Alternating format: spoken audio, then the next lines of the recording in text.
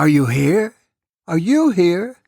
Are you here? Oh, good, you are! It's the Paul Leslie Hour with a review of Jimmy Buffett's second album, High Cumberland Jubilee, sometimes called the Lost Album. In fact, it is Buffett's most obscure LP, and you're going to hear not just from Paul, but also some clips from people connected to this record. There's Travis Turk, the late Buzz Cason, and Randy Goodrum. After you watch the review, you may want to follow it with Paul's review of Down to Earth, Buffett's first album. And now we're pleased to present the story of High Cumberland Jubilee.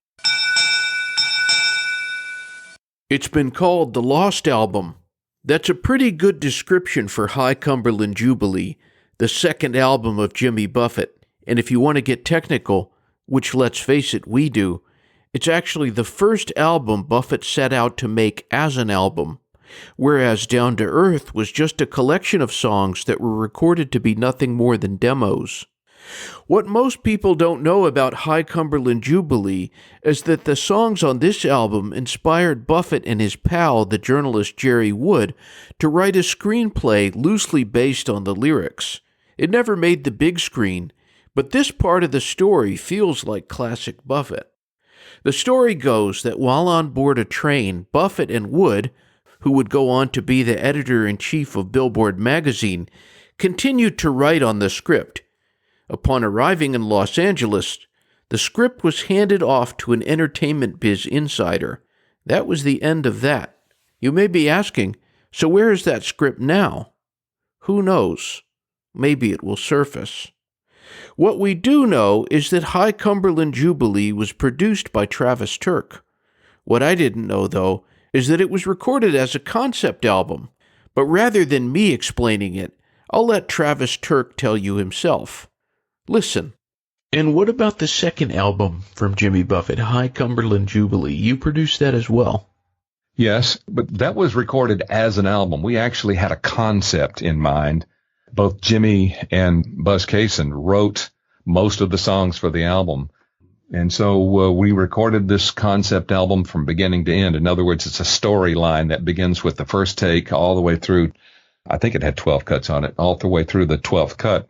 Although it didn't do very well, it has some really interesting stuff on it. You had to recall that in that time, in the late 60s, early 70s, this was the time of the Vietnam War, flower power, the hippies. And so that kind of was where we were. And so Jimmy wrote about what he knew, and that was all of that. So a lot of the songs that he wrote about were, about the war and, why we shouldn't be in the Vietnam and the crazy LSD popping kids and hippies and that kind of thing. And it revolved around that. Although that wasn't entirely about this album, it did contain some of those elements.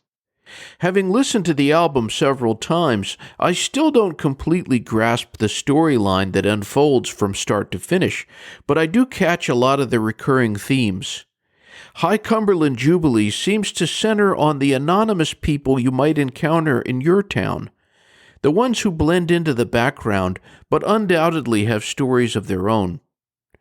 Few of these tracks saw much play from Buffett after his success, with the notable exception of In the Shelter. These songs remain some of Buffett's most obscure. During the 1997 Havana Daydreamin' Tour, Buffett and his band played a game called Stumpo El Bando at every concert. The goal was to request a song from Buffett's extensive catalog, one that he'd rarely, if ever, performed, to stump the band. For many of these tracks, that was the only time they'd even be mentioned. High Cumberland Jubilee was recorded in November 1970, not long after the tracks that would make up Down to Earth. The late Buzz Cason co-wrote about half of the album's songs. Unfortunately, due to the poor sales of Buffett's first release, the label supposedly lost this one. Buzz Cason even discussed the album in an interview, shedding more light on the story. Listen. And then later on, we cut a second album when I had built, Travis and I had built a studio called Creative Workshop, which we still own. We cut High Cumberland Jubilee, but Barnaby Records did not release the second album. It came out later. Yeah, I liked Jimmy right from the beginning. We're still friends. Cason and Buffett remained friends until the end, and continuity is a theme that runs through Buffett's entire story. Among the musicians who played on this album was the late Bobby Thompson, a banjo virtuoso who recorded with legends like Johnny Cash and Loretta Lynn. Also lending his talents was Randy Goodrum on keyboards. Goodrum's life has been nothing short of fascinating, from playing in a jazz trio with Bill Clinton in his younger days to co-writing Oh Sherry with Steve Perry. For Goodrum, many of his session work days are a bit of a blur. Watch. But I do remember doing that, and was glad to have the work, but I was working like furiously at that particular time. And and Buzz was a great friend and producer and writer himself. So, and one of Jimmy's best friends, actually. Yeah. Jimmy had a lot of friends in Nashville, a lot of really close friends in Nashville. It seems that while High Cumberland Jubilee may have been lost, Jimmy Buffett, the singer and artist, was never someone who could or would be forgotten. When you listen to High Cumberland Jubilee, you might find it sounds closer to the folk rock or country rock of that era than you'd typically associate with Buffett's music. Take a song like Bob Dylan's Went to See the Gypsy, and you'll get a sense of the musical trends that were undoubtedly influencing Buffett at the time. He was still in the process of becoming the Jimmy Buffett we know today. The album opens with a personal portrait of a man who might otherwise be forgotten. Ace. He's homeless and illiterate, yet seems deeply in touch with life's true meaning. Despite not being a famous tune, Ace has strongly resonated with a few listeners. One of them, George Anderson, commented that Ace may be the most underrated song of Buffett's catalog. He went on to write, "Illiteracy and homelessness, neither defines you." Next, we're introduced to Rockefeller Square, co-written with Buzz Cason. In this song, we meet a character who comes from wealth but wants to appear impoverished to fit a certain image. He's determined to keep the truth hidden.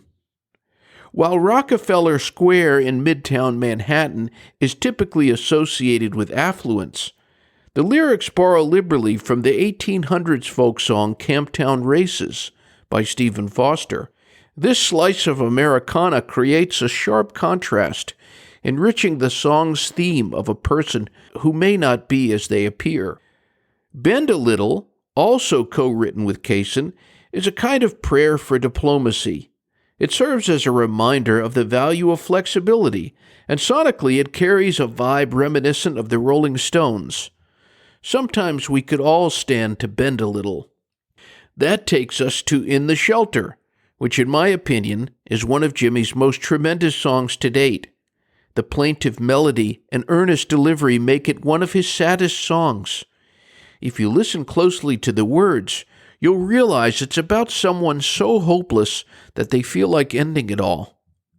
In the Shelter is based on a real person. Her name was Jenny, and she was originally from Spokane, Washington. Buffett described her as his first hippie girlfriend down in the French Quarter. While she did make off with $200 of Buffett's money, it seems she didn't do anything drastic. You can tell that the singer truly felt the pain of this girl, treating her with reverence. Buffett clearly thought a lot of In the Shelter, as he would go on to record 2 additional studio versions of the song, but in my opinion, he never completely captured the magic of this first recording. Death Valley Lives is yet another geographic title, but it's also a bona fide rock song that showcases Buffett's love of wordplay. He's always had a knack for juggling verbs, adverbs, and nouns, and this track features an atypical melody. Listen to Death Valley Lives, and I promise you won't be able to get it out of your head. I discussed Livingston's Gone to Texas in a series about underrated Buffett songs of the 1970s, and it certainly deserves that label. The song was inspired by musician Lanny Fiel and might have originally been titled Lanny's Gone to Texas. Buffett told Bob Livingston of Jerry Jeff Walker Association that his name Livingston was chosen solely for how it sounded. It's a great, though somber, story. The remarkable thing about it is the notion that your dream can also be the thing that breaks someone else's heart. Buffett was dialed into that feeling. What makes this song incredible is that there's no villain, no hero, just life. There's real pain captured in Livingston's Gone to Texas, and maybe that's why it rings so true to me. He almost never played it after the 1970s, except for one time in 2011, appropriately in Texas.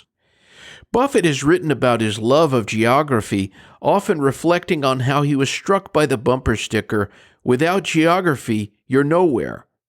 If you look at the song titles on High Cumberland Jubilee, places already occupied a large part of Buffett's thoughts. Take England, for example. It has a kind of Simon and Garfunkel feel to it, if you listen closely. It's a song about a woman's departure, which, as we all know, is as time-tested a song subject as there ever was. When we come to Travelin' Clean, a highly underrated song written with Lanny Fiel, it strikes me as something Arlo Guthrie would write. In fact, there's a lot of Arlo in Buffett's style. Lanny talks a bit about co-writing the song. Listen, I know the song that he wrote with you, and it's a really interesting song. It's a clever song called Travelin' Clean. I'm curious, do you remember writing that song with Jimmy Buffett? I just remember on that occasion, we were working in the studio. We worked together at Buzz Cason studio out in Berry Hill. That's in Nashville, kind of near Nashville. And we're just hanging out. I was playing guitar, and we were sitting in there. And I mainly came up with the guitar chords and I guess some of the melody. But we sat down and just kind of wrote it together. He just kind of tossed it off, I guess. But I remember we did that together. Travelin' Clean brings to mind a bit of the film Easy Rider, if the script had ventured to other locales. Travel and destinations are such a part of this album. The Hangout Gang tells a somewhat vulgar tale. It's got it all: hippies, nudity, groupies. It's got some real dirt on it, but apparently it has real-life origins. The Hangout Gang was the nickname for the cast of musician misfits who hung around Cason's recording studio. If you want a glimpse into Buffett and his crew during this time, this song may offer some clues.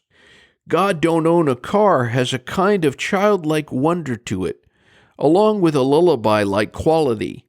One night after Buffett's passing, I'll admit it affected me.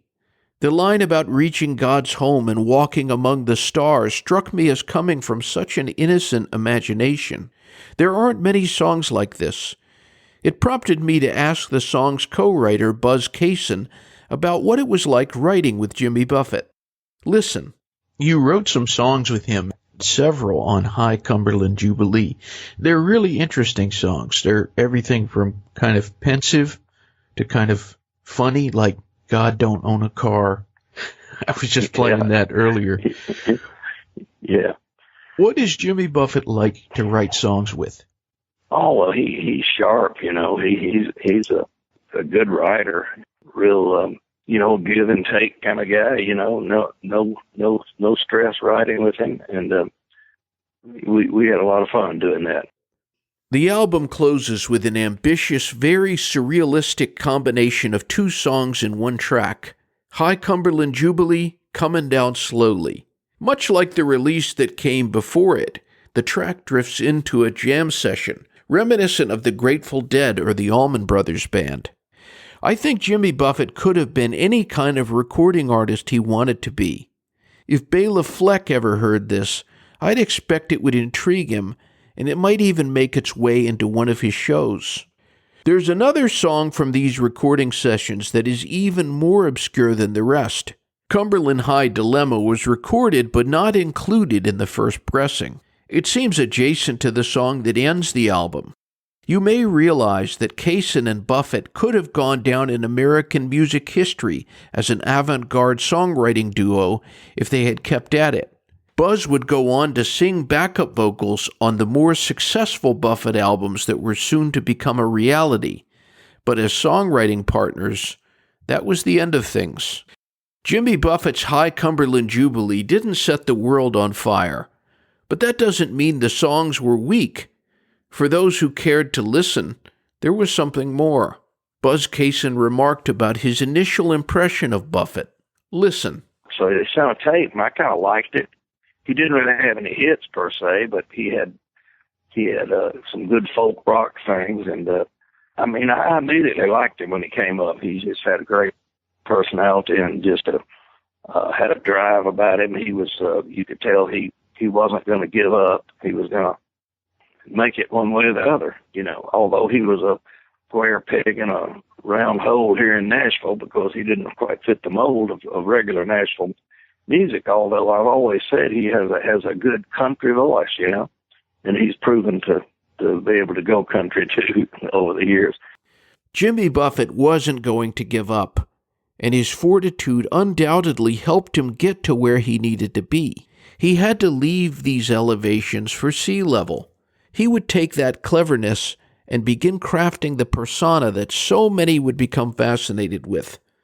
The intriguing singer-songwriter Jimmy Buffett would reveal himself on a white sport coat and a pink crustacean, where he mastered the presentation of his two strongest suits, the absurd and the sentimental.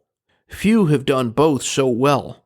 I hope you've enjoyed the stories and some of my thoughts on High Cumberland Jubilee. Did you catch the concept or theme that connects all of these songs? I'm all ears. Thanks for listening. Until next time.